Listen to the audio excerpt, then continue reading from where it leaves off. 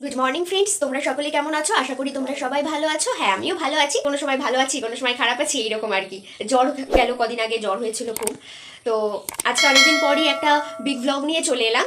আমি এখন মিনি ব্লগটাই বেশি দিই, বিগ ব্লগ দেওয়াই হয় না। তো আমি গতকাল রাত্রে কমিউনিটি পোস্টে আমার একটা ফটো দিয়ে বলেছিলাম যে আমি কালকে এক জায়গায় যাবো, তো তোমরা সেই ক্ষেত্রে মিনি ব্লগ চাও নাকি বিগ ব্লগ চাও। তো ওই 5-6 জন মতো ফটোটাই লাইক দিয়েছে, বাট কোনো রেসপন্স করেনি, কোনো রিপ্লাই দেয়নি।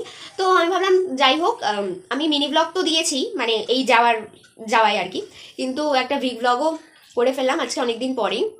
তো এক জায়গায় আজকে যাব, কোথায় যাব না যাব সেটা যেতে যেতেই তোমাদেরকে বলবো। আর আজকে পূর্ণিমা যেহেতু, তো প্রতি পূর্ণিমাতেই আমাদের বাড়িতে লক্ষ্মীনারায়ণ ঠাকুরকে সিন্নি প্রসাদ দিয়ে পুজো দেওয়া হয়। তো মা এখন সব গোছগাছ করছে। মায়েরও যাওয়ার কথা ছিল না, কারণ মায়েরও তো শরীরটা ভালো নয়, তো মাকেও যেতে হচ্ছে বাধ্যতামূলক। তো সেটাও পরেই তোমাদেরকে বলবো। এখন মনে হয় মা পুজোর সব গোছগাছ করছে, চলো। মার তো এদিকে কোষাকুষি, ঘণ্টা, প্রদীপ সব কিছু গোছানো হয়েই গেছে। এখন মা ফল কাটছে, ফল কাটার পরে সিন্নিটা তৈরি করবে। তো তারপরে তোমরা দেখতে থাকো কোথায় যাই।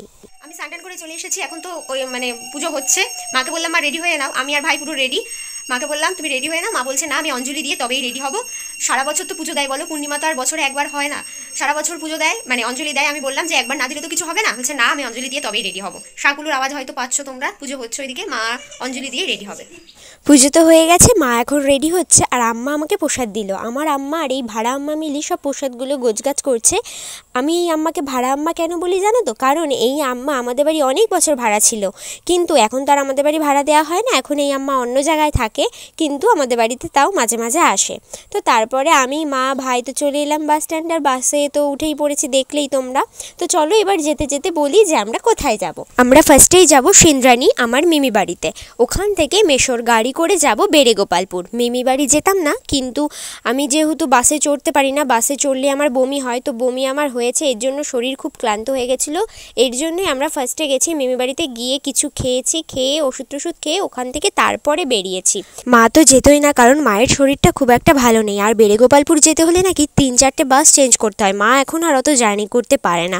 তো তাই মেশো বলেছিল যে তুই আমার বাড়িতে চলে আয়, তো আমার বাড়ি থেকে আমি আমার গাড়িতে নিয়ে যাব, তোকে আর বারবার বাস চেঞ্জ করতে হবে না, অসুবিধা হবে না। তো আমরা তো চলেই এসেছি, দেখছোই তোমরা।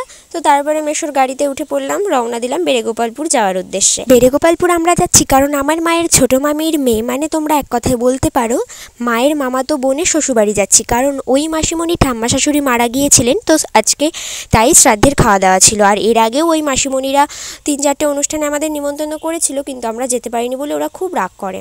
তো তাই এইবার যেতেই হলো। আর যেতে যেতে বনগাঁর 7 ভাই কালীতলার কালীমাকেও কিন্তু তোমাদেরকে দেখিয়ে দিলাম। আর বদ্দা দেখো আমার সামনেই বসেছিল, ওকে একটু সুড়সুড়ি দিয়ে আমি ওকে ডিস্টার্ব করছিলাম। তারপরে তো চলেই এলাম সেই মাসিমণিদের বাড়িতে। সবাই তো খাওয়ার প্যান্ডেলেই ছিল, আমরা বাড়িতে ছিলাম। বৃষ্টি হওয়ার কারণে বদ্দা একটা ছাতা নিয়ে সবাইকে একবার একবার করে গিয়ে খাওয়ার প্যান্ডেলে দিয়ে আসছিল। তো ফার্স্টে আমি গিয়েছি ওর সাথে আড্ডা মারতে মারতে। তো তারপরে তো বসেই পড়লাম খেতে। আর এক টেবিলে আমি, বৌদিদি, বদ্দা আর মেশো বসেছিলাম, আর পেছনের ওই টেবিলটায় মিমি, ভাই আর দিদা বসেছিল। আর আজকে যেহেতু পূর্ণিমা ছিল, এর জন্য মা তো খায়নি, মা ঘরে নিরামিষ খেয়েছে। আর সব খাবারগুলো তো খেতে বসে দেখানো সম্ভব নয়, এর জন্য মেনু কার্ডটা দেখিয়ে দিলাম। তো খাবারগুলো বেশ ভালোই হয়েছিল। খেয়ে দিয়ে আসার পর দিদা পান সাজছিল, আর বদ্দা ওখান থেকে পান নিচ্ছিল, আমিও খেয়েছি। আর দেখো বদ্দা ভেবেছে মনে হয় আমি ফটো তুলছি, এর জন্য ও একটুখানি শয়তানি করছিল। আর তারপরে বদ্দা কি করলো তোমরা জাস্ট দেখো। বৌদিদি রিলস বানাচ্ছিল, আর বড়দা গিয়ে ওর হাতে ছিল একটা ট্রেনের টিকিট, ওর কপালে গিয়ে পুরো আটকে দিল। আর বৌদিদির তো রিলস করার পুরো ব্যাঘাত ঘটে গেল, আর বৌদিদি তো রেগে গেল পুরো। তো তার কিছুক্ষণ পরেই আমরা বাড়ি যাব বলে ছোট দিদুন আর মাসিমণি আর ছোট দাদু মিলে আমাদেরকে গাড়িতে তুলতে এলো। আর কিছুটা গিয়েই ছিল আমার মিমির জায়ের মেয়ের শ্বশুরবাড়ি। তো ওই দিদিদের বাড়িতে একটু আমরা ঘুরে তারপরে বাড়ির দিকে রওনা দিলাম। আর এইটা কিন্তু বর্ডার এলাকা, যার জন্য আমরা কিছু কিছু বিএসএফ দেখতে পেয়েছিলাম। আর এই সব জায়গাগুলোই খালি আকন্দ ফুলের চাষ। আর মেঘটা জাস্ট দেখো কি সুন্দর লাগছে। ভিডিও শেষে কিন্তু অবশ্যই বলো যে আজকের ভিডিওটা কেমন লাগলো। আর যারা আমার চ্যানেলে নতুন তারা কিন্তু অবশ্যই আমার চ্যানেলটা সাবস্ক্রাইব করে দিও। আর যেতে যেতে বদ্দা একটা স্ট্রিং কিনেছিল, তো সেটা সবাই মিলে আমরা খেয়েছি। আর যেতে যেতেই চোখে পড়লো একটা রাধাকৃষ্ণ মন্দির তৈরি হচ্ছে, কি সুন্দর লাগছে। সন্ধে তো ঘনিয়ে এলো, আর সন্ধ্যের আকাশটা জাস্ট দেখো কি সুন্দর লাগছে।